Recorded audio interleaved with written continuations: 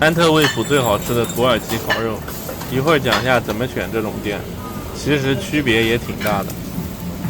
这种店就类似上海兰州拉面，满街都是，但是水平完全不一样。新疆烤肉和内地烤串比，就像土耳其烤串和新疆烤肉比，我说的是大小。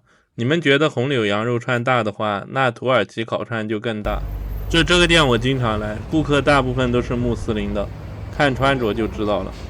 跟上海选新疆店逻辑一样，你不要看老板是哪里人，你要看顾客是哪里人。上海要做到顾客是新疆人的很难，欧洲要做到顾客是穆斯林的很难，老板是本地人挺简单的，基本都能做到。不要再跟我跑出来说哪个新疆菜好吃，但我随便搜下，顾客大部分都是汉族，维族很少或者直接没有。这种新疆菜只是主观的认为好吃。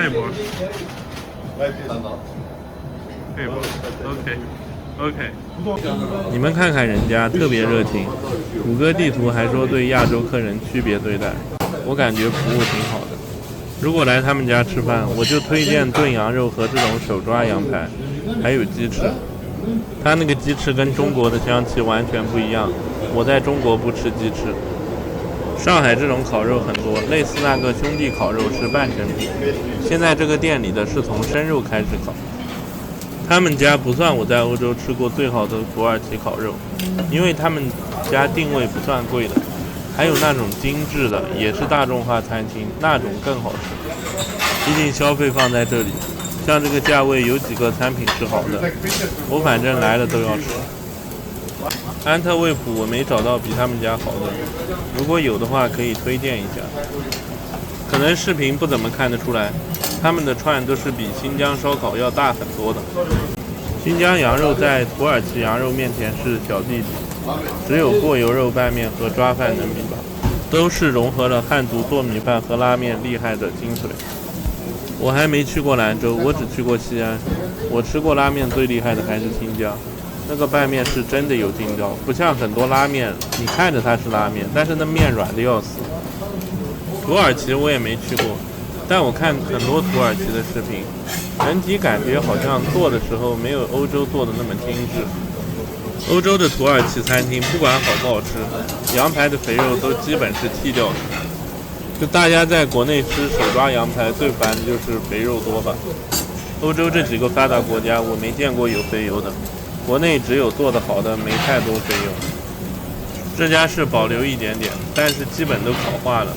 一会儿给你们看看比较，都是带汁的瘦肉。他们家的缺点就是羊肉新鲜度品控一般，炖菜一半好一半差点意思。我说的一般不是差，是我要求特别高。羊肉不管怎么样都没膻味，只是有时候没那么新鲜的时候会有点羊味儿，但不是膻味。我就看品相，如果羊肉不是纯鲜红色的，带一点深色，我就点鸡翅。鸡翅特别稳，它那个鸡翅绝对跟中国的味道不太一样，可以形容为鸡翅瘦，但是有鸡黄油的香味。你们想一下鸡黄油是啥意思？如果你们要吃炖菜，就一定要看见羊肉块，不能是肉饼，不管是红的也好，咖喱味的也好。他们家羊肉炖菜跟中餐味道一样，特别是那个羊排炖菜是超级好吃。Bir tane kip şampiyon, bir tane kip kırsada ha.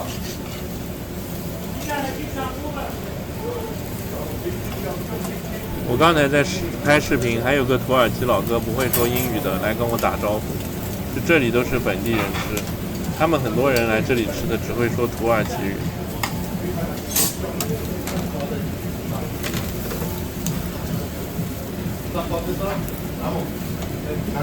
来多了很贴心的，经常送点小东西给我吃。他今天又送了烤番茄和辣椒，就之前还送过我土耳其的甜品，那个甜品也挺好吃的。你们发现没？他们烧烤不需要刷油和放调料，连孜然都不放，吃的都是最纯正食材的本味。我本来说随便买点回去吃，没想到今天羊肉品相不错，还是拍个视频。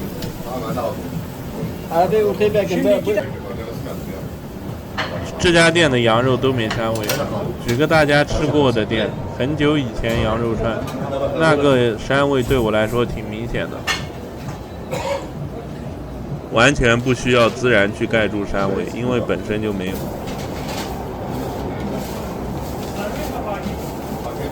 Yes. Okay, thank you, bro. 这道菜你们可以理解成中国味道的红烧牛肉，其实像羊肉，没有肥油的羊排和少油的抓饭，但是羊油味道挺浓的，羊油不是膻味。土豆胡萝卜炖羊肉很好吃，羊肉没膻味，跟牛肉吃着一模一样。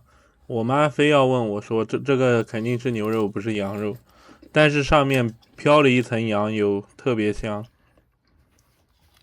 整体的调味就跟中国的土豆炖肉的做法一模一样，不放在店里你们肯定以为这个是中国的。你们可以看一下汤底，已经炖得特别浓郁，不怎么是汤了。我说真的，就这个比中国炖的还好吃一点。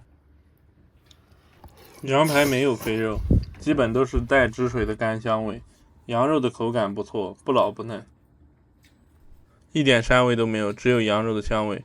这辈子吃不来羊肉的人也会觉得特别好吃。我妈是一点羊肉都吃不了的人，吃这个直接因为她爱啃骨头，她直接把骨头啃到最深处都吃得来。辣椒跟烤番茄基本跟中国的味道一模一样，我都感觉土耳其炒菜就是中餐。羊油抓饭味道没新疆的好吃，因为米的品种不行，虽然米不是那种加深的欧洲人煮出来的米。土耳其餐厅反正就是欧洲满街都有的，但雷也挺多的，你们选餐厅还是注意点。法国我吃过很多家都是雷，我还没找到一家能吃的。土耳其也放香叶，不知道是不是古代中国传过去的技术。